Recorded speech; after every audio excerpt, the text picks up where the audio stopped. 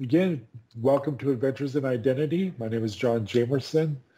This particular event, special event, is one that I've been wanting to do for a while. It's called From Islam to Christianity, with my special guest, Lilia. And she's been so honored to accept my invitation to be interviewed. And this was long before you even came on, Paul, on to Adventures in Identity. But we are truly honored here tonight to have Lilia, who was in Islam and came to Christianity, as well as Paul Mitchell here, who is actually still in Iraq, living in an Islamic country. But tonight's all about Lilia. And so, Paul, again, I say we need to interview you because we really need to understand the battle that's here between Christianity and Islam, if you really want to say a battle. But yes, it's real battle. Yeah, it really is, because one hates the other's guts, and the other wants to love on him, or should anyway, right? So let's just open up in some prayer. Father, we just thank you so much for this opportunity to come before you and to have this interview with Lilia, that she's going to open her heart up to the testimony of hers, of how she broke the bondage, out of the bondage of Islam, to your loving arms, Father. And we just want to thank you for this beautiful angel that you've given us, this beautiful sister in Lilia, and doing this interview for us, so that we might understand more about the religion of Islam and the relationship with Christianity. So we just thank you, Father, in Jesus' name. In Jesus' name. I first want to start out, excuse my sinuses are just going crazy today. But I first want to start out just by reading John 3:16. In the Passion Version, it says, "For this is how much God loved the world. He gave his one and his only unique Son as a gift. So now everyone who believes in him will never perish, but experience everlasting life." And in the King James Version, which is the one that most everybody knows, it's, "For God so loved the world that he gave his only begotten Son, that whosoever believes in him shall not perish but have everlasting life." Now, whosoever is everybody. Everybody on this world is a whosoever. But God gave us free will to choose right, and wrong, good and evil. And whether or not we want to become a Christian, or whether we want to become an atheist, or Mormon, Jehovah's Witness, part of Islam, he has given us that choice. However, there's only one path that leads to that eternal life, and that's through Jesus, which the rest of these religions do not have. Now, I was told that when witnessing or praying healing for a person that is who is Muslim, that you approach them, you say, "I'm a follower of Jesus," because they too are followers of Jesus, from what I understand. But I want to I want to get some of these things straight. And so first of all, we're gonna talk with Lilia. I've got some questions I want to ask you, Lilia. Wait, okay, so the first question is, were you born, was your family, your mother and father, were they part of the Islamic faith? So were you born into Islam? And the second part of that is, were you given a chance, or a choice, I should say, as to whether you wanted to follow Islam or not? Yeah, this is a good question, John. And yes, I was born in Islam, and all my family are Muslims, generations of Islam. And we are not given any chance to choose something else, because we were brought up with the idea that Islam is the answer. It is the best way. Muhammad is the last prophet, and you don't need to look anywhere else. Other people can convert to Islam, but Muslims, they cannot convert to other religions, because it's like when you're living in a castle, why would you go and live in a one-bedroom apartment? So I had no question about Islam. I didn't doubt it, because I was brought up that way. It's like, and even when I heard about Jesus and he answers prayers and he is great, it's like, oh, Christians are very lucky. They have Jesus and it's easy for them. It's easier for them to go to heaven. But for us, we have to work a little bit harder to get there. So we didn't have that chance. We were told we are in the right path, and we were very lucky to be Muslims. And poor Christians and poor whoever is choosing something else, because they are wrong. So this is the idea. And every Muslim likes Jesus because they consider him a good prophet. That's why when you say you are a follower of Jesus, they might accept your prayer, because for them Jesus is a good prophet and he is a good man, and he is not God just because he never claimed he is God. Just Christians made him God. And if there is any problem with Christianity, it's Christians' fault, not Jesus' fault. I hope I answered this question. Yes, you did. Another question then, leading from this, you said as you would hear about Jesus. When was the first time you heard about Jesus? The first time I heard about Jesus, I was, at one point in my life, things were going very rough. So I decided, you know what, I'm going to turn to God. I had family members and neighbors putting curses on me.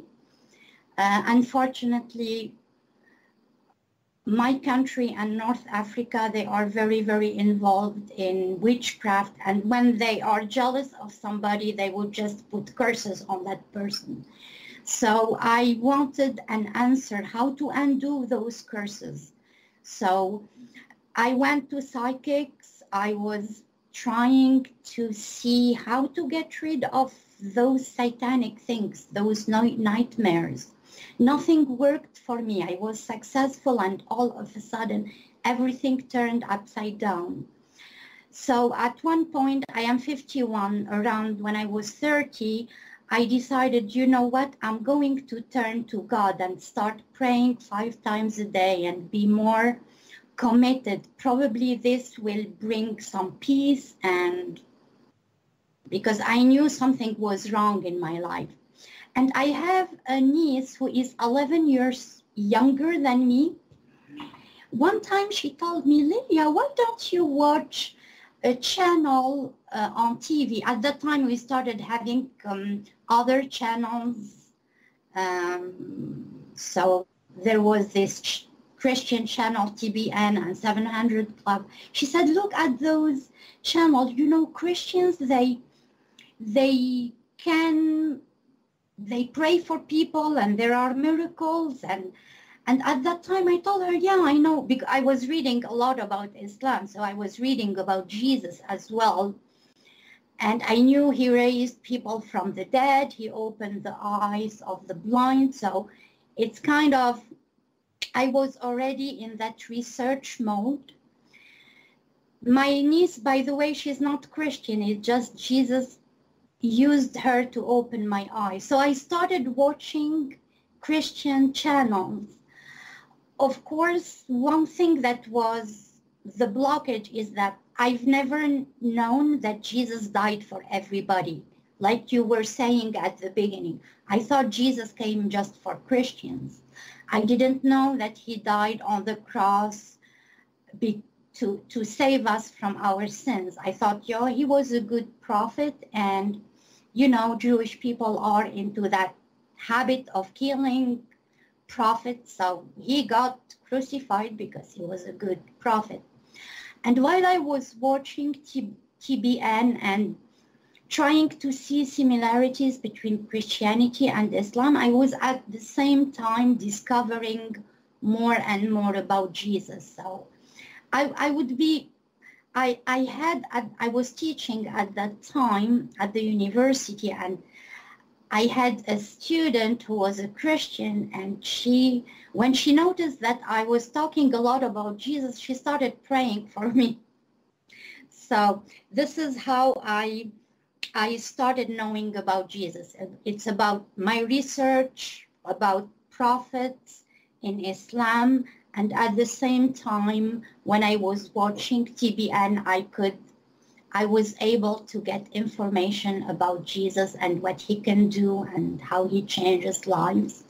But the thing that I missed while I was because I watched for a long time, I didn't know he died for everybody's sins. This is the one thing that I missed. When you began watching the 700 Club and researching into Jesus or Christianity, was it something that you had to hide from your family members?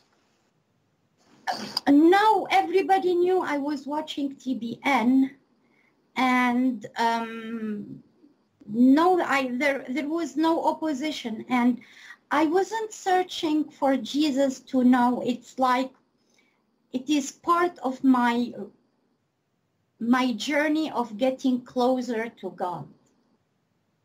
And Jesus is part of Islam as well. He was a prophet, so I didn't see any kind of discomfort looking and seeing what he can do. I wanted to get free of curses. This is number one. And number two, I was very afraid of going to hell. I was praying the Islamic prayer 5 times a day, and then I would sit and I felt something was missing. There is something in the whole. I was praying to God. I couldn't feel this connection, and he wasn't answering my prayers. This is one of the things. Like I pray for this and I have 10 problems the day after.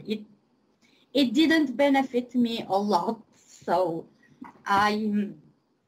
it's kind of, but at the same time, I remember when I started praying the Islamic prayer, the first week I had a dream about this man with a beard, and he looks kind of Arab, like he's from probably Saudi Arabia, and a voice telling me, this is your prophet Muhammad, praise him.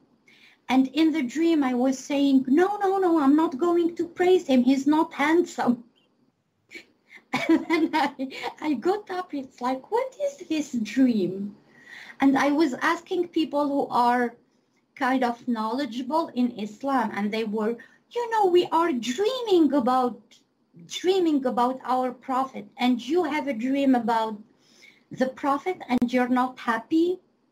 Yeah, probably you should put a veil, probably because you are not wearing the Islamic appropriate clothing, because in Tunisia when you work, you're not allowed to put anything on your head. So I had to wear like here, I mean, jeans or whatever. But so that was the interpretation of some of the Muslims people I had.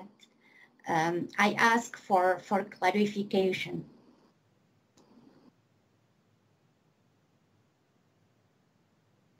Interesting. You said you were dreaming about the prophet, but was it really conflicting in your heart? Was it? I mean, you said you didn't want to praise him because he wasn't handsome, but was there something else that was like setting up a red flag? And also, what was the question? I think, John, God was opening my eyes to tell me, you know, you are almost there, but not there. This is not the answer. It's one way. That dream, I explain it later as God wanting to open my eyes that I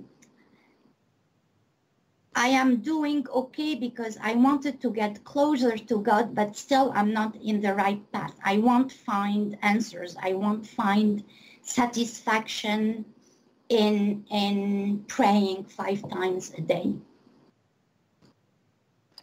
When you said you were praying to God now 5 times a day, it wasn't Muhammad, but it was to God 5 times a day, and then you weren't getting any answers, just things seemed to be getting worse. Not being a Christian really at that point, did that kind of turn you off of Christianity, you know, or say, no, wow, these Christians, they just have a terrible life to live if their God doesn't even answer their prayers? What were you thinking at that point? Yeah, at that point, I had no connection with Christianity. At that point, I was still, I was trying to find solutions to my spiritual problems. So and when you pray in Islam, and Paul will tell you, when you pray in Islam, you pray to God, but if you are praying 5 times a day, Quranic verses, God doesn't come without Muhammad in Islam. So it's a whole package. What was the turning point is in 2001, I went to England. And I stayed with a Christian family, an old couple. So this lady, I was asking her, okay, I pray, so can you show me the direction for Mecca so that I can do my prayer in the right way? And what she told me, she said, you know, if I was you, I wouldn't choose Islam. Told her, you know, I don't have the choice. I was born in a Muslim family, and, you know, this is the way things are. Anyway, she didn't have the knowledge to, I think, to answer me, but I went with her and her husband to the church on Sunday. She gave me the Bible.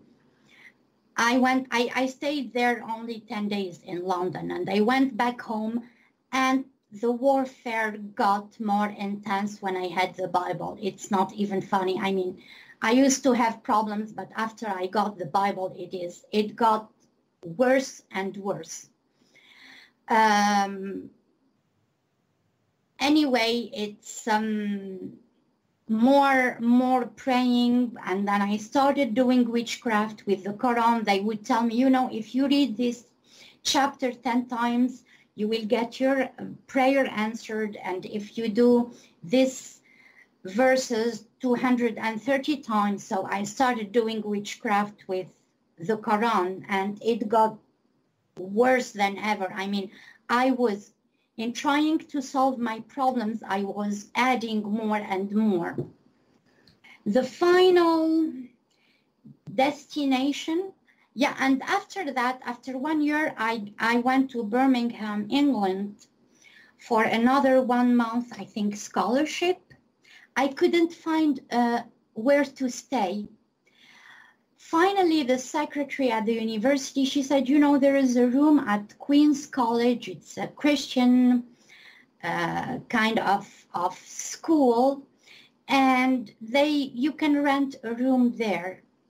And the lady who rent me a room, she told me, you know, it's the first time we rent room for 1 month, because normally we will rent for 1 or 2 years for students who come for a full-time scholarship. So I told her, you know what, I think Jesus helped me. And I was aware of Jesus in the background. Still, I knew he is somebody who can help me, but I cannot accept. One time I was looking for a place to get coffee, and I found myself in the chapel. It's like, what am I doing here in the chapel? And he was calling me the whole time. I would go to the library for my research, and I would find myself in the section of theology. Oh, Jesus, and say why I am here. It's like, it's even my research was about short story, not about anything else. So it was kind of, Jesus was trying to get my attention, because he knew in my heart I wanted to know the truth. In my heart, I wanted to know God. I didn't want to end up in hell. I didn't want to be deceived. And he was faithful. Go ahead, John. Yeah, that's what's awesome about Christianity. God pursues us. You know, it says, you know, in Ephesians that he chose us before the foundations of the world. And so knowing that, knowing how he pursued you, that's such an awesome statement right there. And that really does say a lot to even us Christians who kind of just grew up in the church and just thought that, okay, well, my parents are Baptist, so I guess I'm Baptist and all that, but they really don't have a relationship with Christ. Well, he pursued you, and he kept telling you, you know, it's like, you're getting warmer, you're getting warmer, you're getting warmer, you know. And so that I love that. I love that so much about him, because again, he is not going to let go of us. We let go of him. And so again, it's our free will to do so. Thank you, though, Lilia, for not getting cold and turning the other way. That's so wonderful. Okay, so let's get to the point where you said you were in your 30s. It was 2001 when you were over in Europe. You were experiencing all this. At some point, though, you went back home to Tunisia. Okay, all of you know Tunisia's in northern Africa. Did you take the Bible with you? And what was, you know, what did your family think? I mean, did they see a change in you? Did you actually give your life to Christ at that time over in Europe, or was it when you were back home? Actually, when in 2001, when I went back to Tunisia and I had the Bible, at that point, Christ was, for me, Jesus was somebody who answers prayers. And that's it. I wanted just for Christians to pray for me, since he answers their prayers. And at that point, I still believed that Islam is the way. Even though I was still afraid of not making it to heaven, because I said, who knows when I die? I mean, this uncertainty is not okay with me. I need to know. The turning point was in 2003 when I came here to Edmonton, Canada, another scholarship. 7 months this time. I stayed with another landlady, a little bit younger than me. So I was telling her about my problems. Things are not going well. Whatever I do is just a failure. I'm struggling. And she told me her story. She was a Christian and she was in witchcraft. So she told me the psychics that she used to consult, and how her life was very, very bad, and she got into a bad marriage and she was tormented. And when she found Jesus, things changed for her. So we started reading the Bible together, and we would pray. I was at that point still a Muslim, but I would pray as well. I said, Jesus is a prophet and it's okay to pray for him. And I would go to church with her. And the turning point is the day when I heard that Jesus, she knew in that church a lady from Morocco who was a Muslim, and she accepted Jesus. She said, I will let you talk to her. And when I talked to her at that time, it was like a revelation. Oh, Jesus came for everybody. He didn't just come for Christians. And, oh, he died for my sins, so I can go to heaven. This problem is solved as well. I'm not afraid of going to hell. If I accept him, I'm okay. I will be saved and I don't have to worry. And he can free from evil spirits. And I was looking for somebody to help me. Those psychics, they would tell me, you know what, you have evil spirits, but they don't want to leave. We tried, they don't want to leave. So once I knew that Jesus was the answer, I accepted him, and it's like a big burden on my back was lifted up.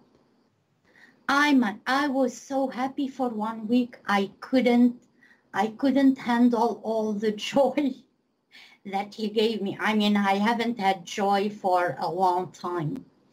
And I got delivered from that oppression, and then I got baptized and I got discipled, and I attended an Arabic church because this Moroccan lady connected me to an Arabic church where they are more knowledgeable about Islam. Most of them are Christians from Christian background, but they lived in Islamic countries and they got persecuted, so they knew a lot about the culture and about the struggles and the things that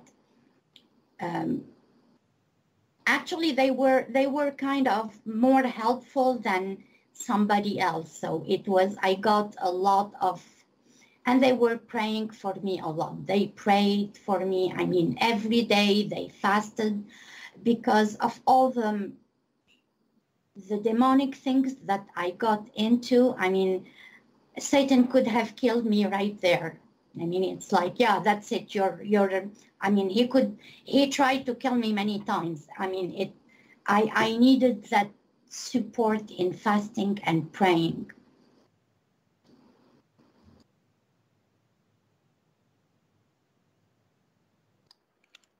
So then when you accepted Jesus, you said that joy was just overflowing in you, which is awesome. Love it. I love that. I wish more people would experience that, but it doesn't have to be. I mean, some people get hit by lightning, it seems, and others nothing. Just the fact that they gave their life to Christ, but it's no less of an experience. Those that experience, their experiences are incredible, as opposed to those that really experience nothing other than just, thank you, Jesus, you made me part of the family. Now your family, when did you tell them, and how did they accept it? There is a question in the chat. Did the Lord answer your prayer before you accepted him? Yes, he did. When I was praying with my landlady in Edmonton about the research, he was answering my prayers every day. So this is how I knew, okay, Jesus is the one. I was praying to a God who didn't even care about me. When I prayed to Jesus, he answers prayers. And this is, for me, it was one big sign that he is the true God. Going back to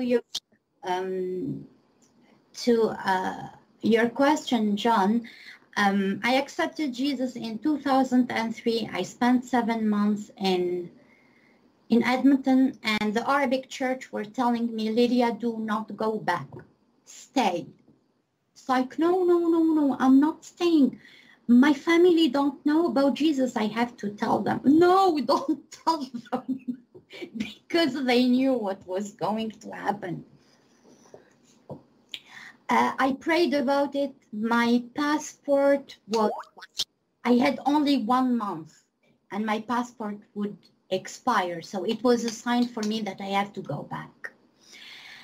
And he was giving me the verse of, be careful, I'm sending you among wolves. And it's like, no, Jesus, I don't think you will. I didn't take that verse seriously. But it was the worst nightmare I've ever had. I didn't know that my family would react that way.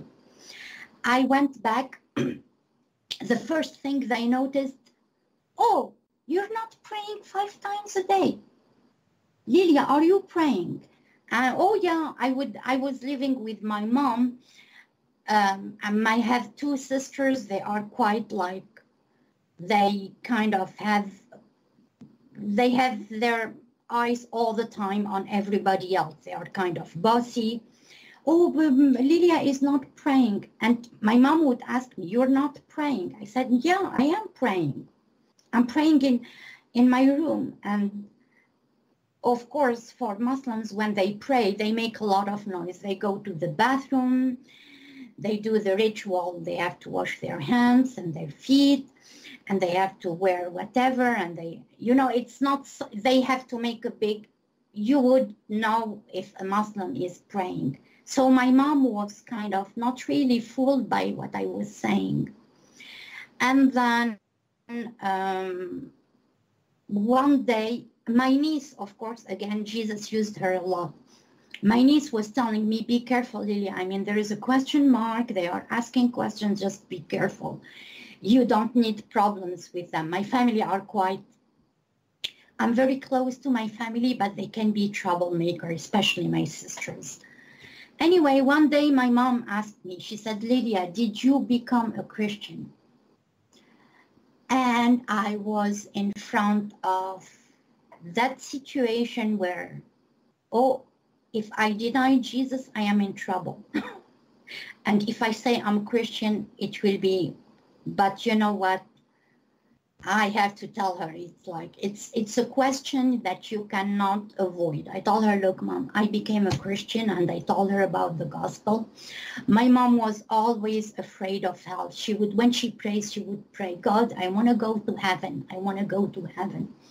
And people laugh at her. Why don't you ask for something else? You say, no, I don't want anything except going to heaven.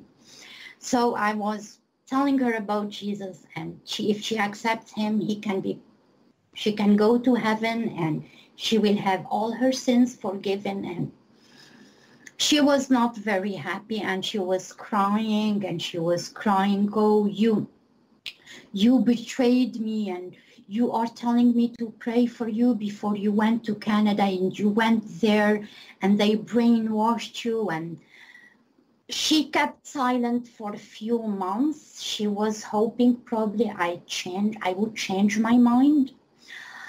But after a while, and I was telling some family members about Jesus as well. I couldn't just keep Jesus for myself. I had a cousin who was a fortune teller. She would read tea leaves, and we would go and sit, and she would read for us our coffee. And so after a while, I went to her. I told her, look, I liked her. She's kind of very nice. I didn't want her to. I told her, all these tea leaf and cords, and they are all from Satan, and they bring people right to hell. And this is, I spent one day. She had a shop. I stayed one day in her shop, explained to her salvation and how Jesus. And she asked me, is Jesus half man, half God? I told her, no, he is not half man, half God. He is 100% man, 100% God. And through all those things, they are from Satan. And this cousin is, she got possessed by evil spirits a long time ago, and I've seen how evil spirits can possess somebody. It was a nightmare. And after I told her about Jesus, at that time, after 1 week, those evil spirits they got their revenge. It's like when in the Bible, Peter rebuked that girl with the spirit of divination. He ended up in prison, and this is the same thing what happened to me after I told my cousin about Jesus. Just everything turned upside down. My mom started telling everybody, and I would have somebody to talk to every day. One time it's an imam from the mosque, another time another person who is specialized in Islamic studies. Every day I have somebody new, and I had to explain to my brother, explain to him the gospel, and my sister and my nephew. And it was like questions. They got confused. All of them, they were like, what, are we in the wrong path? This cannot be the case. And everybody was searching. I threw an explosive in the family. They were all under attack. They were reading the Bible. But meanwhile, the church was praying for them as well. So it was not fun with my family. It was like, oh. Okay, with all of that going on, and you said they were reading the Bible, and you were being such an awesome witness for the Lord, what was the result? Did any of your family say, hey, you know what? I think you're right, Lilia. Jesus is the way, the truth, and the life. My niece was on her way, because she's the one who first told me about TBN. So God was working in her heart already. And her husband as well. He said, I knew from the beginning, I knew there was something wrong in the whole religion, many, many red flags. And he mentioned few that they were really red flags. But the persecution was the thing that made them all back up. It's like, no, we cannot deal with that. I'm sure my cousin, the one who was reading tea leaf, she was almost 100% convinced, but she didn't make the commitment. My niece was 100% with her husband. It was, for them, I am just a confirmation of the question marks they had. Nobody came and told me, you know, we accept Jesus, but I'm sure that many, at least 5 family members accepted Jesus in their hearts, and they are kind of, you know, Jesus doesn't ask a lot. He doesn't, it's once you believe and you confess, and that's it. I'm sure that many of them did that, but they didn't want to pay the price. It was too much. Even my niece who was helping me, she got persecuted. She's not even a Christian. So even those who were helping me, they got persecuted. Not because they are Christians, but because they were helping me. So the war was so intense that even though they knew, many of them knew that I was telling the truth, they didn't want to make this commitment. And when I came back here, there was a pastor who has a very sharp prophetic gift. He told me, you know, even your mom believed you. That's why she persecuted you the most, because she knew that you were telling the truth. And I can explain this. If a Muslim, discover that Islam is not the right path. Actually, this lady from the church gave me this analogy. It's like coming to someone and telling him, you know what, your mom and dad are not your real mom and dad. You are not their son. It's the same shock. It's like, what? I've believed my whole life that this is my dad and this is my mom. The same thing with Islam. You believe that it is the right path for a long time, and here you have somebody with a testimony who is telling you, no, you're not in the right. So it's the same disappointment and shock, and it's very intense when it comes to emotion. You feel deceived.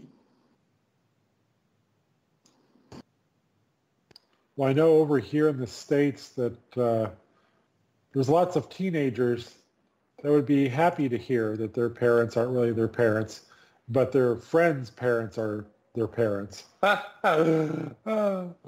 Yeah, nobody ever wanted to admit that they're parents. But no, not swaying away from this.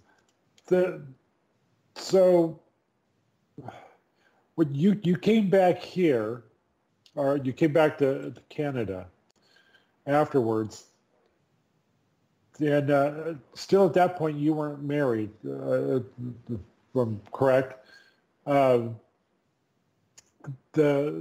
Your husband now, your husband is a Christian now?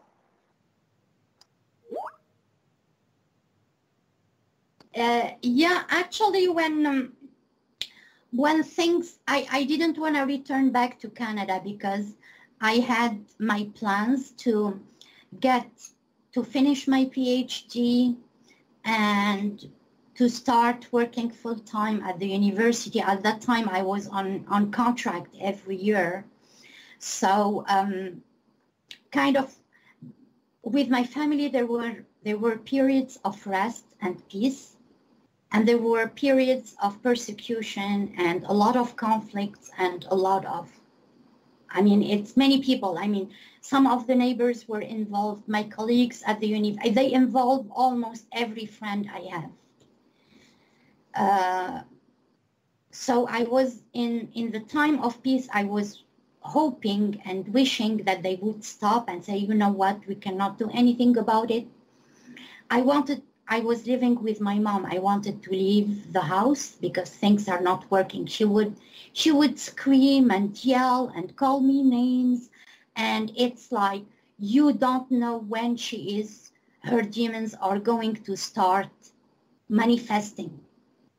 So at one point I told her, you know what, I'm leaving the house. It's not going to work. Leaving the house was not an option either, because she would be nice and she would please stay, and she would, every attempt that I leave is not working. And finally, the breaking point was a colleague. They talked to him. He told me, Lilia, you know what, it's not, I mean, I hate to tell you that, but you have no idea how far a family can go when it comes to those kind of things. I mean, it's not, and this colleague, he drinks and he goes to parties, and those who were talking to me are people who have nothing to do with Islam. It's like by name. You know, it's, you have to find a solution. You have to find a way out, because I have a feeling that your family can go further than what they did already. Because one time they kidnapped me. It was one time I was kidnapped. It was like a red flag for me. Okay, I have probably to wait just a little bit more and see, probably they will calm down. The big red flag is my brother coming with this psychic. The psychic told them, you know what, your daughter got possessed by a Christian spirit, and that's why she became a Christian. And once this Christian spirit gets cast out of her, she will be fine. So my brother shows up one day. He lives in the south of Tunisia. He's not even in the same city. I live in the north. He shows up with this psychic, and this psychic grabbed me and he was reading the Quran in my ear. He almost killed me. He had his two hands on my forehead. His two fingers, I can feel them coming close to being immersed in my head. Thank God I had long nails. I scratched him. He was like bleeding. It's my nails that saved me. After that, it was like, you know what? I'm going to report this guy to the police, or report you to the police, or... So there was that 1 month, they didn't know what I was going to do. That 1 month, I was able to send my supervisor a letter, an email telling him, you know, I need to come back to Canada to finish my project. I was able to get people praying and helping me, because that was the red flag that my life was in danger and my family could have killed me by ignorance. And then, yeah, I left. So when I came here, at that time, I met my husband, who is from here, from Edmonton.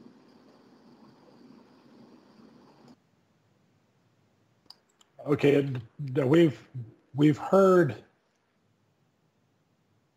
you know, here in the West, we hear of those kidnappings of people that, you know, Muslims who get out of the Islamic faith, and then all of a sudden they go and they kidnap them, or honor killings, you know, where they run them over or do something by the family members. And it's like, oh, you gotta be kidding me, serious. You know, these people are sick in a sense, right? And by you, this testimony right here, I mean, it almost happened to you. Thank you, Jesus. He was protecting you. So, yeah, I wanted to make that point because a lot of people don't, not knowing the Islamic religion and how hard it is for someone to get out, it is very true that if, like, say, if a woman who's a Muslim wants to leave and marry somebody outside of the faith, boom, honor killing. You know, that's what we hear on the news. I don't, you know, you can tell us how much of that is all truth. But wow, it was, that's incredible. And we have a question that says, how did the Lord comfort you during this time?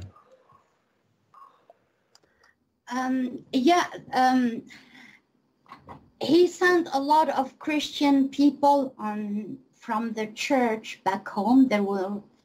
I had many Christian friends, and especially this one lady. She's from she's from Uganda. Her husband worked in the bank in Tunisia, and when she went to Tunisia, she was praying, "Oh Jesus, why are you bringing me here? I don't have anything to do." And the poor lady, she had really to work hard with me because she was in my neighborhood, and every time I have a problem, I would run to her and tell her, "Please, can you make me coffee? They did this and they did that." And the poor, I was in her house every second day. And I had another friend, American, I would run to her, and they were all comforting me and praying for me and trying to find solution. What are we going to do? It's like the danger is getting very, very close. And you know, about honor killing, my family is very liberal. At one time they were liberal, and all of a sudden, even my brother, who never prayed in his life, he started praying when he heard I became a Christian. So all of a sudden I am like, it's like, it is Satan. It has no, I can feel. And then my mom started telling me, you know, your brother can kill you. It's because you brought shame to the family, and it's like, it could have happened, even though the percentage is very small. It could have happened. And the church in Tunisia, they didn't have a case like that because they were most of the people in the church who got persecuted, probably the worst thing that could have happened is that they would kick them out of the house, and that's it. But in my case, it was much harder than that. Yeah, Jesus was all the way with me. And my niece, of course, at one point, she had a friend, a Christian friend, and she was telling him, you know, I am in a difficult situation. Our family is giving hard times for my aunt because she accepted Jesus. And he told her, you know what, Jesus is with her. And yeah, it's kind of, she told me, you know, there is a guy who told me Jesus is with you. And after a while, my niece stopped helping me because she got so much problems from helping me. She kind of backed up for a while. But I had other people helping me, friends who are Christians, and friends who are Muslims. And I had a friend, she came and she talked to my mom. She told her, look, Lilia became a Christian and you cannot do anything about it. You have just to accept the situation and move on with your life. So, this is Jesus. It's not her. Because that friend, she was criticizing me. She said, why did you put yourself in this mess? Who knows about what is going to happen? Probably after we die, there is nothingness. Probably it's nothing. And then all the trouble you went through is for nothing. Even the friends who were helping me, they didn't agree with my faith, but Jesus still used them to help. He's awesome. Yep. The question again, and I was going to get to this one too, but since it's already asked, do you speak with your family now over in Tunisia? Yes, I do. I have my oldest sister and my brother who disowned me, and this is okay. They said we have nothing to do with her. I speak to my mom. I speak to my sister-in-law. I speak to one sister, and I speak to my nieces as well. I try really to be to have boundaries with them. They wanted me to visit my mom. She is in her 90s, and I wanted to see her before she passes, but Jesus didn't allow that. I was thinking about going back for a visit, but the door was open. Yeah, Diana was asking, how can we as Christian encourage people that have come out of the Muslim religion into Christianity? You know, in Diana, in the States, what I see is those who suffer persecution are those who are in their countries. I mean, once they are out, probably they have more choices. I'm not sure. I'm not sure, for example, today, in a Muslim family in Canada, if one accepts Jesus, are they going to do the same or no? I've never had this scenario before. But what I do as my prayers is to pray for those who are persecuted for Jesus.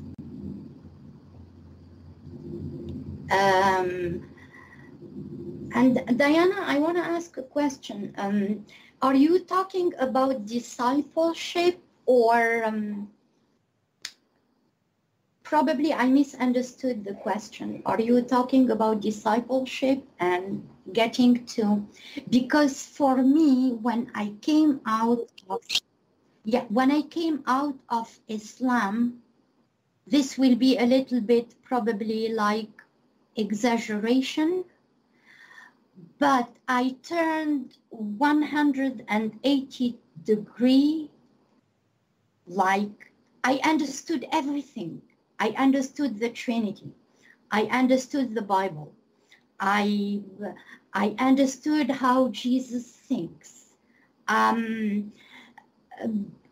My struggle at the beginning was just the love of God, because for me, I got used to a God who is far, who doesn't answer prayers, who is ready to give you a hit on your head if you miss the point. So the love of God was something that I struggled with because it was foreign to me.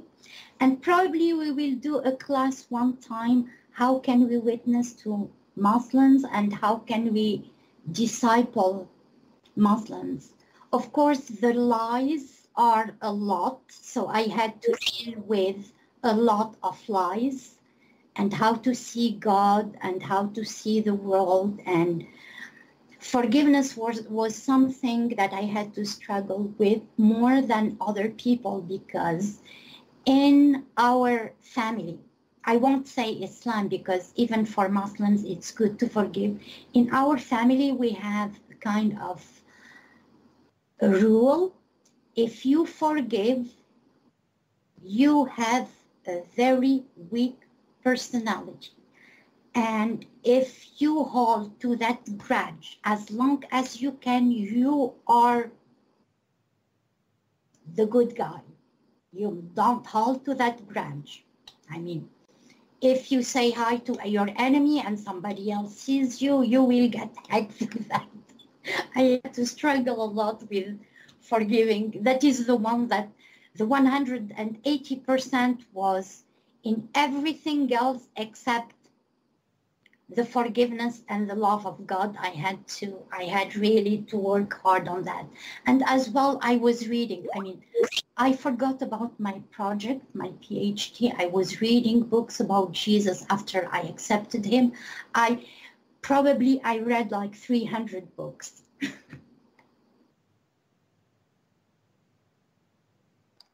And so leading up to the time that you got married and everything to your husband,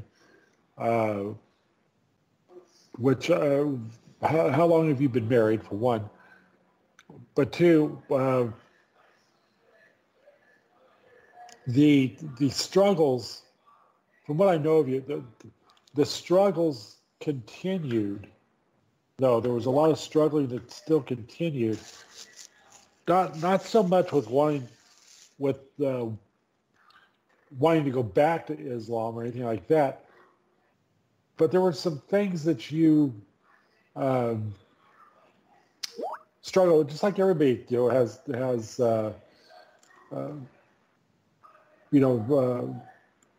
altars or something like that. Did you find it a lot easier now, knowing Jesus, to deal with those things that you were struggling with from the past? You were saying that you dwelt in a lot of the satanic or witchcraft and things like that. Did any of that follow you along?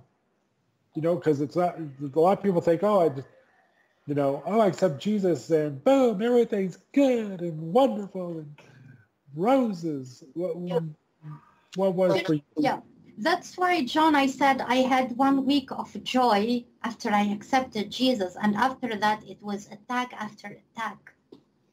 It was just those evil spirits that I was dealing with. They didn't want to let go.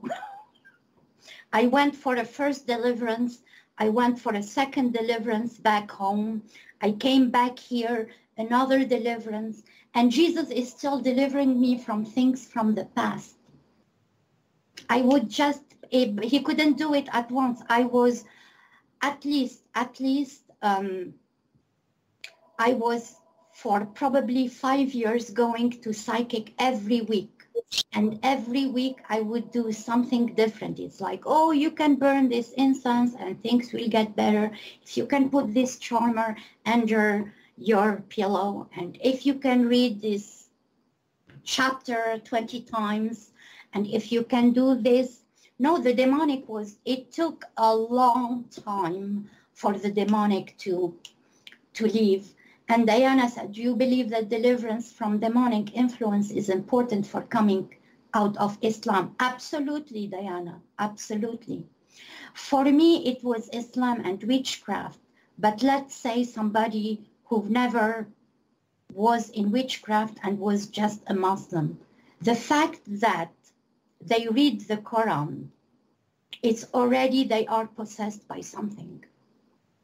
Because I remember one time, it was a long time ago, my mom went to buy something from the store, and I was studying in my room, and I went to the kitchen to get coffee. And then I was with my coffee, and I was going through the hallway, and John, when you see something from sideways, I saw my mom standing in the room. I went back and there was nothing, and the Quran was there. And I told my mom, I saw you here and you were not here. She said, no, there was the Quran there. So nothing bad will be if there is the Quran. And when I was very, very oppressed, I would put the Quran beside me and the oppression will get worse. So already having the Quran by itself, not touching witchcraft, it's all already demonic. Already there is something there. The prayers bring the demonic. The reading of the Quran brings other demons. And yeah, I was unlucky because I had the witchcraft demons plus the Muslim demons. So I had to multiply by 2. Yeah, and I was saying I read 300 books. Yeah, probably this is an exaggeration, but I was reading testimonies. I was reading books about Jesus and who is Jesus and how to witness and about Trinity. I was really searching very, very hard. And, you know, they were not a waste of time because all the books I read, I gave those examples to my family to explain to them the Trinity and to explain to them the gospel. And so all the books I read, they were kind of, they were useful in a way. They gave me a way to talk about Jesus and to explain, because, you know, the gospel has to be explained. Yeah, and so now having all this knowledge of not just the Quran in Islam, but now you have everything in Christianity. Do you make it a point to go up to other Muslims there in Canada and witness to them? You know, John, when I came here, I was so hurt. I was so hurt. You know, I can give you the example of a veteran who was in war and came back home. I was silent. I mean, people would ask me a question and I would be like looking at them. It's like they would ask me what happened, because I was emailing my friends here, but they didn't have the whole. I've never told all the story to a person. I mean, they knew, like, there were problems, there were kidnapping, there was this and there was that. I was very, very hurt. And I started having grudges against Muslims. It's like, you know, you want to go to hell, go to hell. This is the attitude, you know. And my aunt was telling me, why did you come back from Canada? Why didn't you stay there? And my mom would tell her, yeah, she came back so that she can hurt my feelings. And I was telling them, I came back so that you don't go to hell. That's why I came back. There was another question. So at the beginning, John, I didn't want to have anything to do with Muslims. Jesus used me with Catholics. I mean, I brought so many Catholics to Jesus, you have no idea. But the Catholics have Jesus, right? Those who thought they had Jesus and they heard my testimony and they started praying with them, it's like, oh, they got born again. So I got used a lot with Catholic. They got born again and they knew Jesus the right way. With Muslims, I didn't have to deal with Muslims for a long time. It's only 2 years ago I started witnessing to taxi drivers most of them are Muslims. Okay, yeah, you said they were born again. Now, I know you're born again, and you walk in the gifts, you speak in tongues, you lay hands on the sick. Wow, I mean, this is like going from demonic hell to laying hands on the sick and healing them. It's like a huge swing of the pendulum, which is fabulous.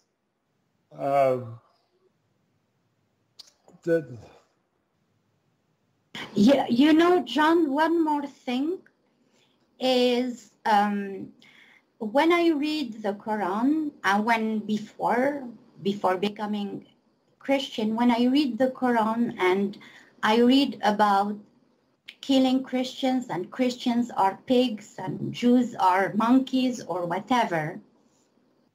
I didn't know what to do with those verses. I had just to skip them. And in my heart, I say, God must be gentle. I mean, he wouldn't ask somebody to kill somebody else. And he wouldn't call these people pigs and they are, and I experienced the hospitality of Christian because I was among them when I would travel. I would see them, they are nice and they are so loving. It's like, why there must be, I had to skip. I didn't know what to do with those verses in the Quran, so I would just skip. And one time my sister-in-law was telling me, oh, can you understand what you're reading in the Quran? I said, no, but this is all what I have and I am trying to read it. So it's a lot of denial. I think to be a Muslim, you have to be in denial to be able to live with yourself if you are a good person. Okay, so question here. There's the statement of their people of Islam. There are those that are the radical and there are those that are the moderate. And it's the moderate Muslims that are okay people. It's those that are, wanting the Sharia law and all that. They're the terrible ones. Do you agree with that statement? Sorry, John, I was reading on the chat. Can you repeat the question? Yeah, there's the statement of there's radical Islam and there's moderate Islam. And those that are moderate are okay. They're good. They're just following God, as a lot of people think they all follow the same God Christians do. But it's those that are radical Islams, that those are the ones that we need to watch out for. Is that a true statement, or is somebody who reads the Quran, in the Islamic faith, are they all dangerous? Yeah, John, my experience is that they are all dangerous because my family, they come from, they lived the 70s, they were dancing, they lived the 80s, and they were doing whatever other people were doing in the world.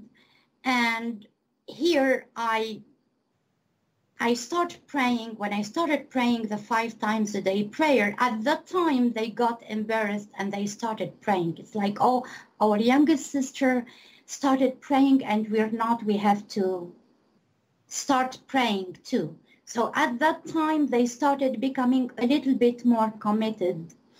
But for me, they were not fundamentalists.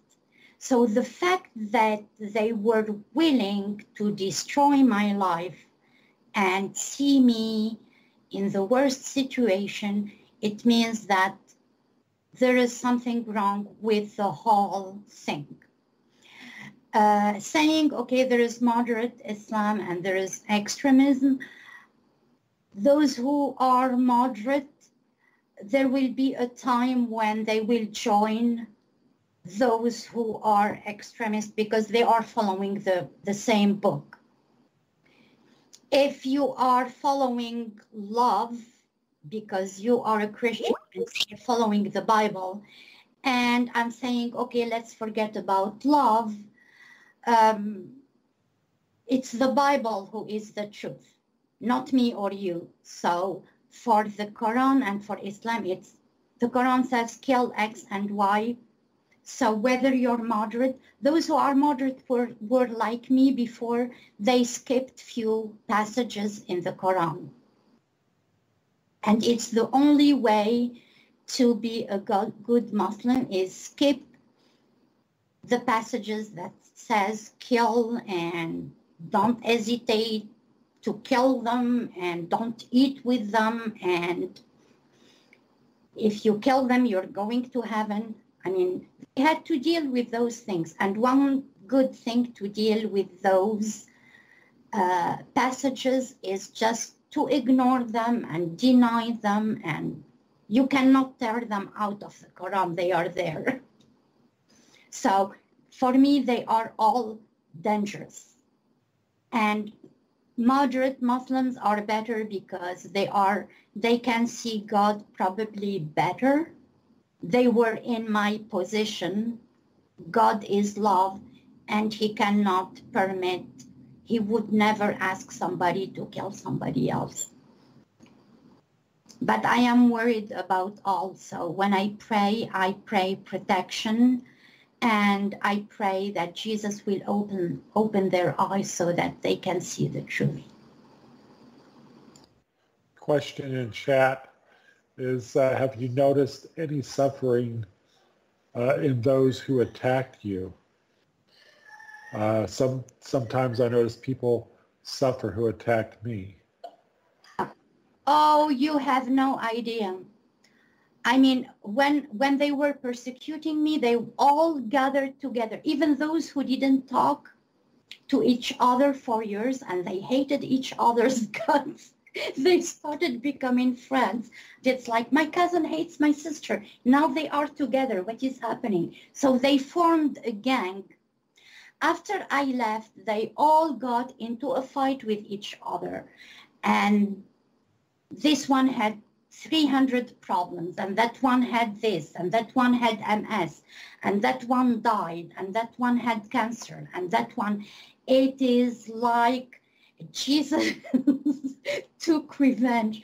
And now they would call me, oh, she did this and that. And I would tell them, you know, you are Muslims, you can figure it out between yourself. I'm a Christian, I am, you know, you're not even supposed to tell me. You are supposed to get along. You are all Muslims, and normally you wouldn't resort to a Christian to solve your problems.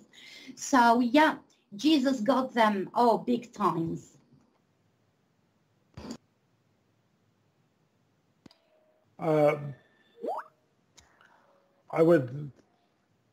Would you mind if I ask Paul, who's over in Iraq, he's came from the Islamic religion and Christianity.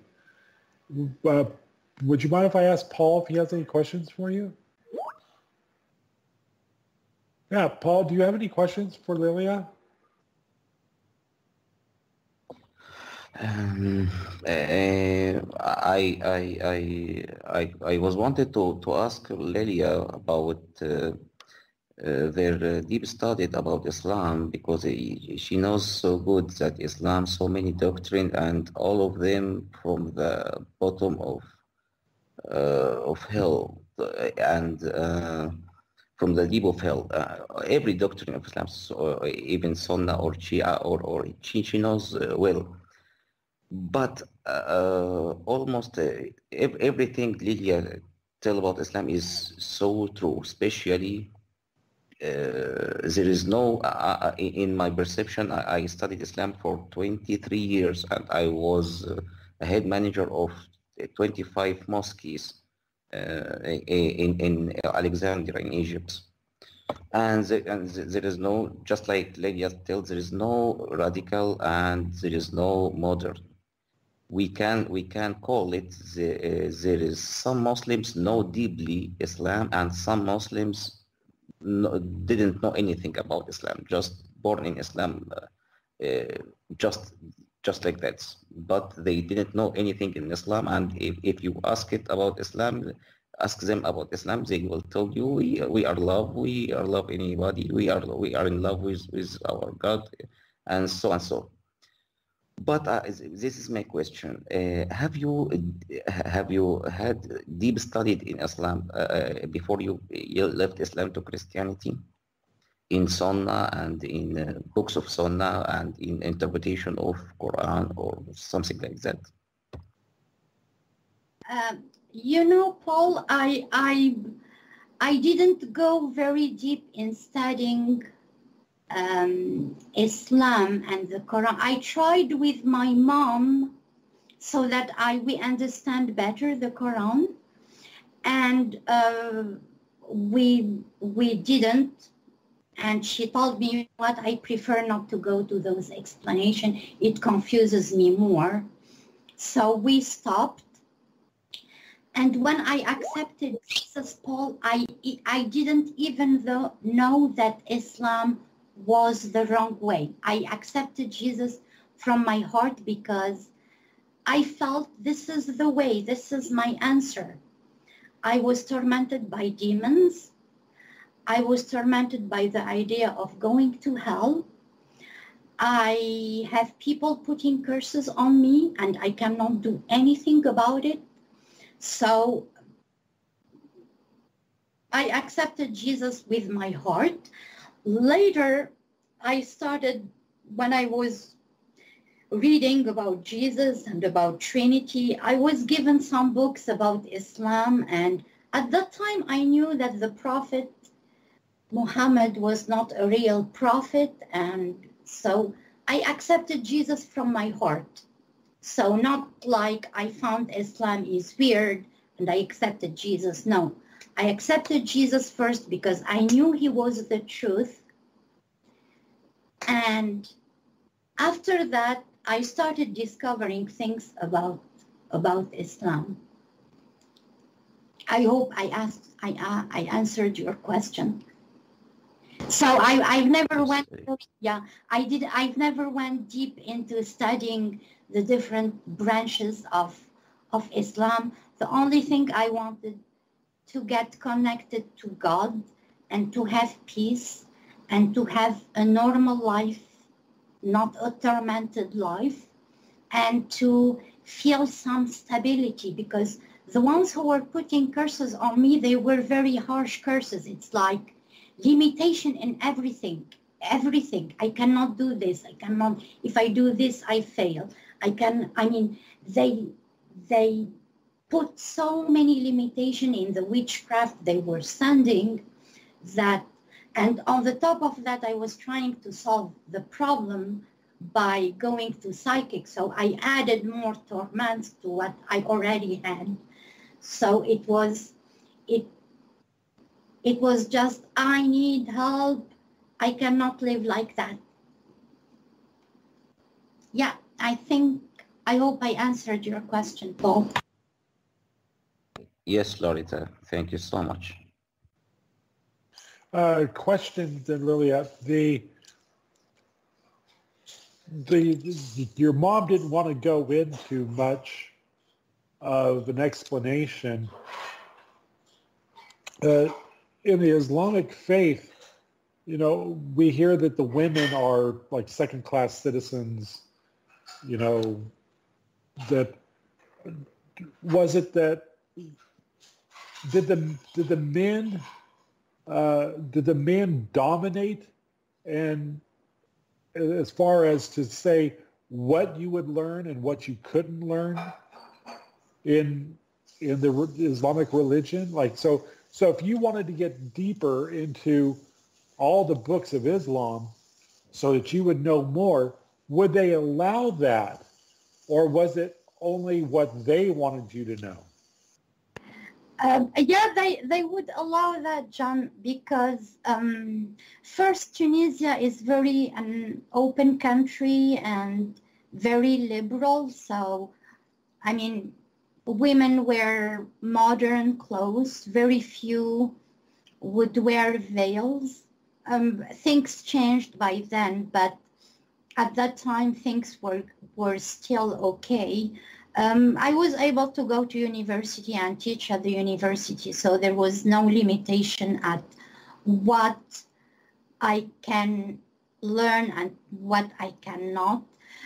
In Islam, probably the limitation is that you cannot become a preacher as a woman. Only men become like leaders, and they can lead people to prayers, but not women. But as far as studying and researching, everybody has the right to do that. My mom, for example, she's 90 now. she was, at her time, she was able to go to school only for 1 year to learn how to read the Quran and to write, and that's it. And she's out of school. So for 1 year, just for religious reasons. At that time, yeah, women were oppressed at that time. Vince has a question over there. He says, I was going to ask about other Islamic books. Also, do you ever go over the true life history of Muhammad?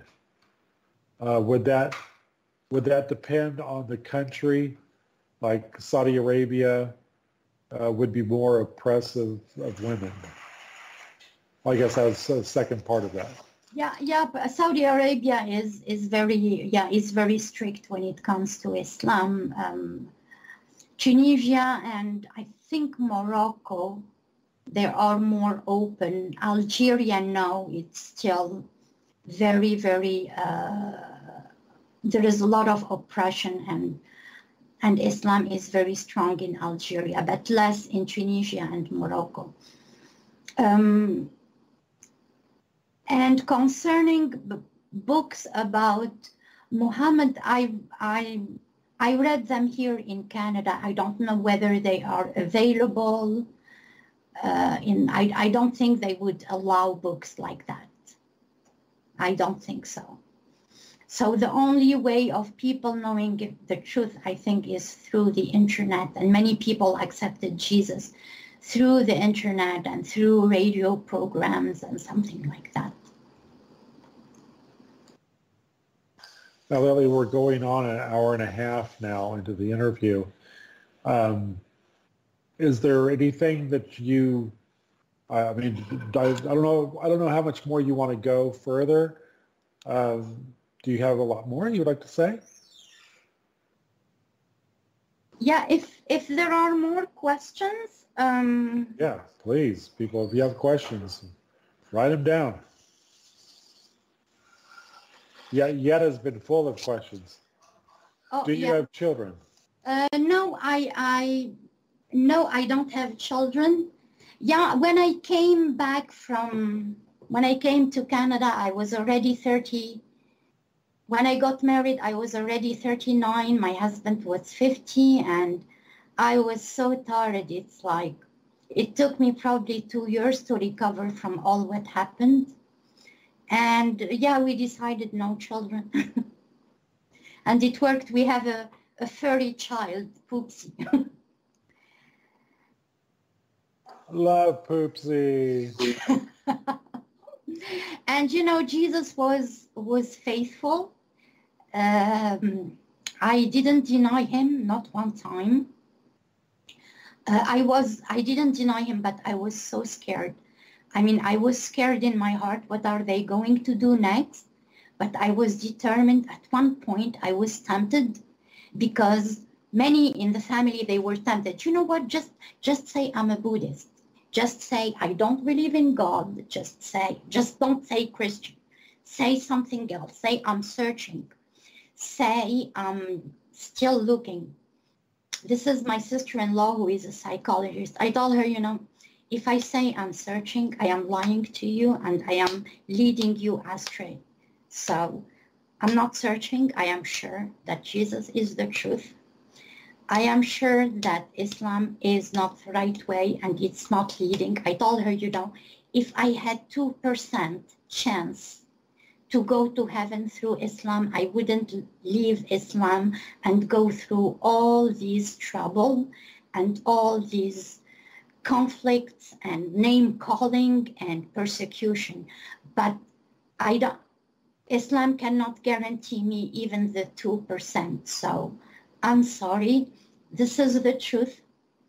I'm praying for you guys because God wants you to go to heaven. And I went through that because I didn't want you to go to hell. I was the first one praying. So you followed me. I felt like probably I was wrong, and I wanted to let you know this is not the right way. and it's not going to bring anything to your life. So I was faithful with Jesus, and he was faithful with me as well, because he took care of me in Canada. I mean, I've never lacked anything. He would send me people who would help me all the time. Yeah, it was kind of, if we don't deny him, he wouldn't let us down, never. Yeah, that is the moral lesson. There is a question here, your family who you speak to, are any of them Christians?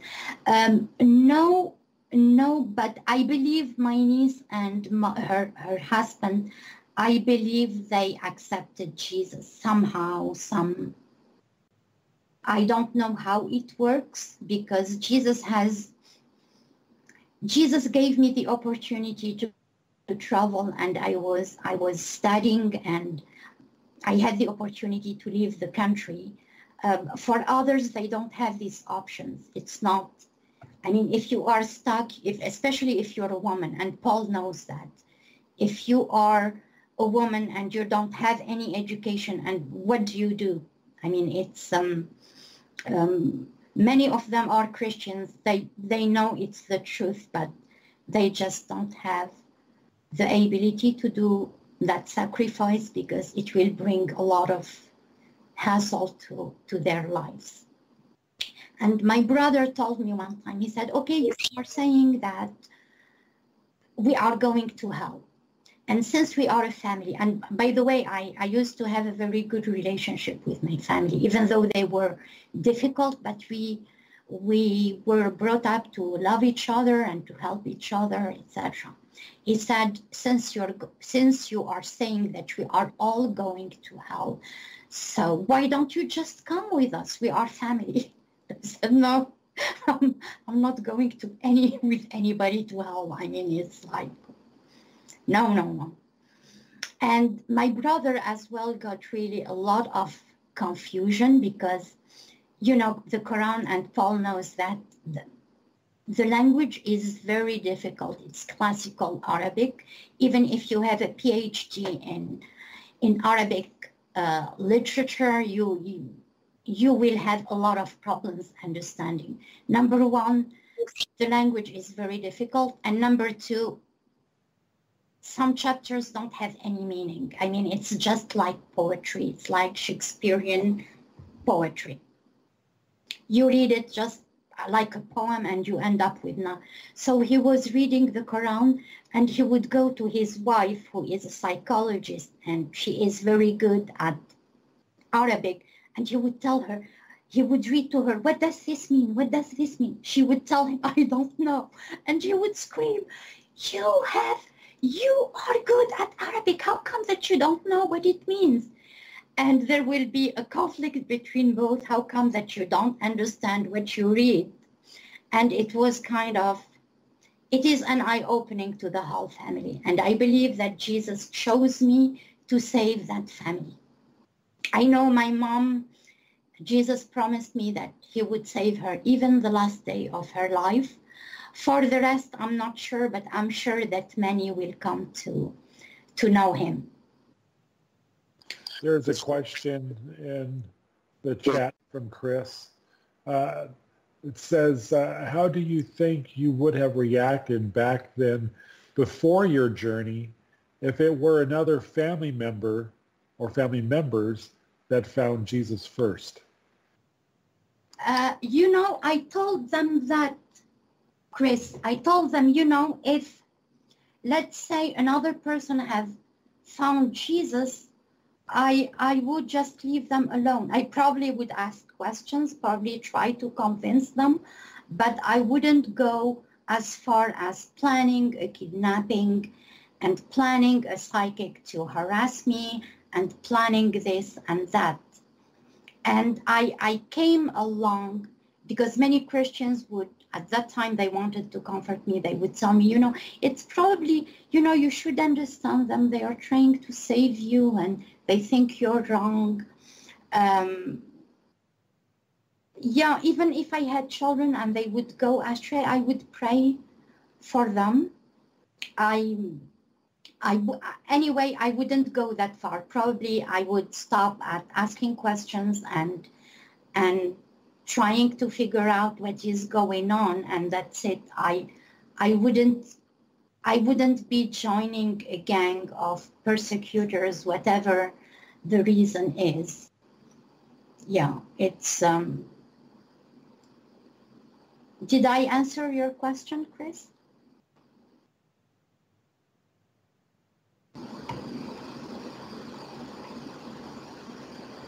Yeah, Chris is typing. Yeah, so I'm praying for my family. I'm praying a lot for, especially a lot were into witchcraft, and a lot of them died because they were so involved in witchcraft.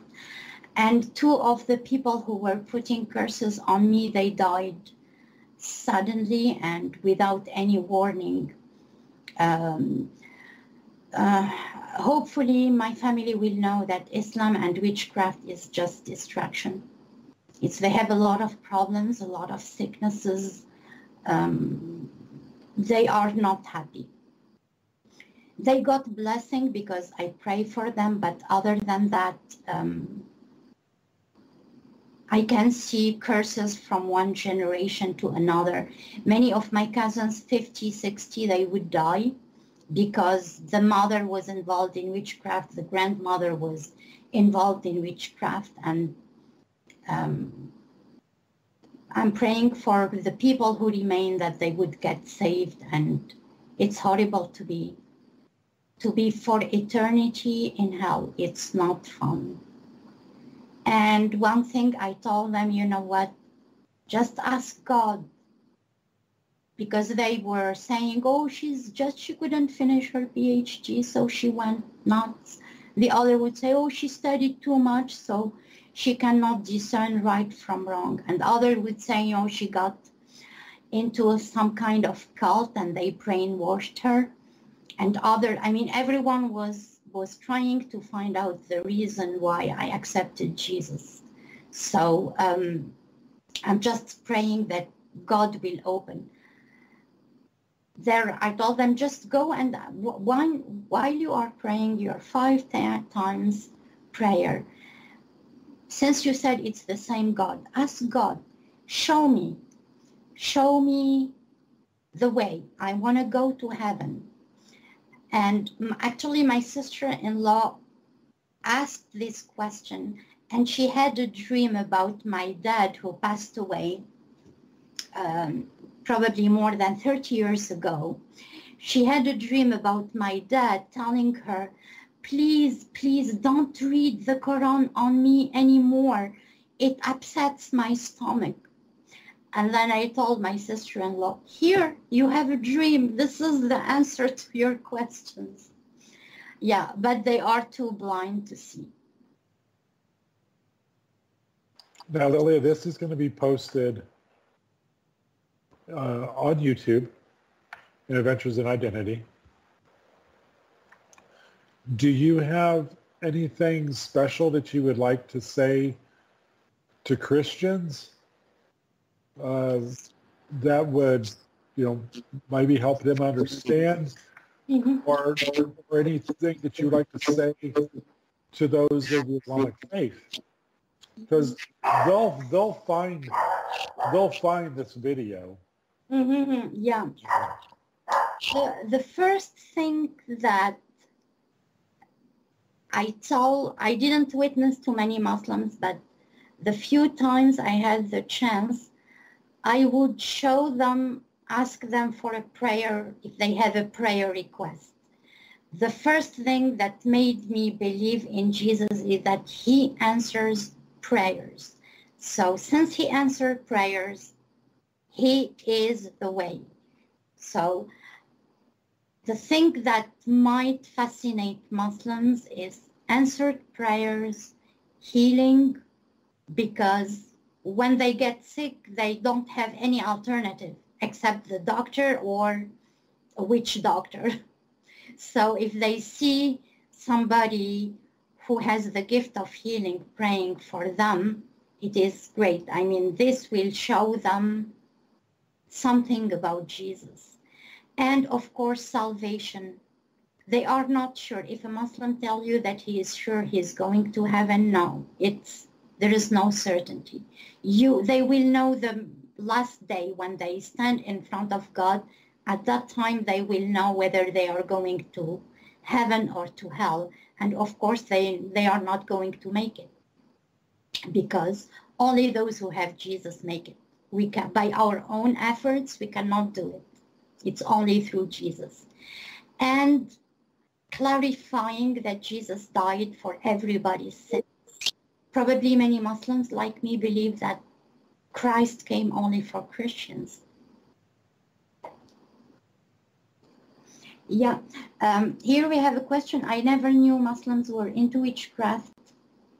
It's a question for Paul. Paul, is this the same where you are? Oh, please repeat the question again. Yeah, Jade asked, I never knew Muslims were into witchcraft. Is this the same where you are in Iraq? No, it's depend on the definition of witchcraft. Mm-hmm. What is your reference point about this definition? Yeah. Because I can say. Can I say it in Arabic? Probably you will understand. Okay. It's السحر بيروحوا للعرافين والسحارين علشان يفتحوا البرج ويشوفوا يعني لو في حل للمشكلة بتاعتهم. ده هو السحر. فبيعملوا بخور وحواجز حاجات زي كده. Yes. They're practicing on it. So many Muslims practice on it, but the Muslim who practice on these Muslims who practice on this practicing, they often didn't have a deep relationship with their God, because if they has this relationship, they do witchcraft with themselves, by themselves. They didn't want a helper to do that. Is this clear? Do you mean that Muslims who are strong, they can do witchcraft by themselves? They don't have to go to see somebody else? Yes. Oh, yeah, Jade. For Muslims, they don't have the choice. A Muslim, when he gets sick, he has two choices: whether to go to the doctor or to read some verses from the Quran on himself, or stay sick and die, because they don't have that relationship with God. For us, when we are sick, we pray for healing or we lay hands on each other. They don't have that. Their God does not heal. He just wants them to recite few verses every day, 5 times, go back and forth and bow down and do what you can do, and that's it. So when they have a spiritual problem, they have to resort to somebody else. I hope I answered the question. Can I add something else? Yeah, sure, Paul. Okay, let's say the book of Quran is the book of black witchcraft. All of these verses, behind it, great demons. You know, this religion is based on the demons' spirits, and every verse of this Quran can communicate with demons and the black spirits. Because of that, if any Muslim don't know how to deal with that book, he already has possessed by demons. Is it clear now? They don't need to practice any witchcraft, because all of Islam is witchcraft. So, even they know or they don't know. Okay. Yeah, you're right, Paul, because after when after visiting psychic, and at one point I figured out that if I read 40 times, if you remember Surah Yasin, or 41 times, I can get my prayer answered. So instead of wasting money, I would sit down and read that chapter 41 times. And if I need money, I have another chapter that I have to read 14 times after certain time of prayer. And actually, I would get money. Believe me, believe it or not, I would get money. But you know, the money I made through witchcraft went, it flew. It was all not good money. Yes, I agree with you 100%. Chris was saying, I've heard that Muslims believe that Jesus is coming back. Is that true? And if so, what do they believe about it? Yeah, this is a good question, Chris, because I was telling them, you know, you believe that Jesus is coming back. Who do you think he is coming for? Is he coming back for Christians or for Muslims? They think Christ is coming back to fight with Muslims against the Jew and to kill pigs, and that's it. So yeah, he is coming to fight with Muslims. This is what I believe. And I've heard that over in Iran, he's going to be coming out of a well. It's I forget the name that they called it. I think it starts with an I. But yeah, coming out was what? That he was going to come out of a well in Iran. The Khomeinis, or you know, that he was going to come out of a well. Jesus. Do you know what well means, Paul? No, in Islam, I don't know. What does that mean? Could you translate to me? Yeah, well is bi'r. Mm-hmm. No. It is a Mahdi. Yes, there is some misunderstanding in this information. The Iranian don't tell that Muhammad came from the whale, but the Mahdi. He is talking about Jesus, I think. No. Even Iranian didn't. Yeah, it's the Mahdi. You're right, Paul. You're correct. I was in Iran 3 years, and there is no tell that no. Their doctrine, Iranian and Sunnah or Shia, is they believe that Jesus will came in the mosques. And Yetta is typing another question, but you're correct, Paul. I stand corrected. It was the Mahdi, and he was. Anyway, I don't know if we're getting off subject, but not really. It's understanding Islam. Yeah, it is very complicated, and every branch of Islam believes something, and what they don't agree on everything, and it's very, very, you know, they don't have very precise things about the end times, and the only thing they believe in eternal hell. This is for sure, they know. But at the same time, they know that all Muslims, even though they go to hell for a short period of time, they will go definitely to heaven later. They will go to hell only to be punished for few things, but all Muslims will end up in heaven at one point after they get redeemed by a short stay in hell. Well, if you don't mind, we're going to go ahead and close off this interview. But is there, like I said, is there anything that you want to tell someone of the Muslim religion who might find this YouTube video?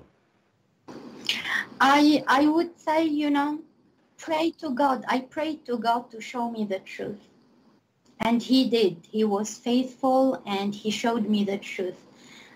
But I wanted to know the truth. I really wanted to know what is wrong. So if you don't believe anybody, and if you think everybody is crazy and everybody has a reason why they are doing what they are doing, okay, go to God and ask God. He wouldn't lie to you. So this is my closing sentence. Well, thank you very much, Lilia, for allowing us to have this discussion and for you to share your testimony. Truly remarkable. I just, at some point, just lost for words. God is just truly amazing. And that he would pursue each and every one of us the way that he does. And like he says, he'd go down to the gates of hell to snatch us back. So I just want to thank you very much. Paul, also thank you for your input as well. I would truly like to interview you too, Paul. You're in a kind of a different position. And then Lily could ask you questions as well. Yes. But being in Iraq, a Christian in Iraq, I do know that when Saddam Hussein was there, from what we believe that he was kind of lenient on Christians and allowed them to be there. But after all these Desert Storm, wars and everything, things have changed a lot. So, yeah, things were better when Saddam was there. Yeah, that we could get into conspiracy theories about the war that was put on over there, whether it was right or wrong. I don't believe it was right, but that's just where I stand. But we're not going to end with that. Again, thank you for honoring us with your time, Lilia. This has been fascinating.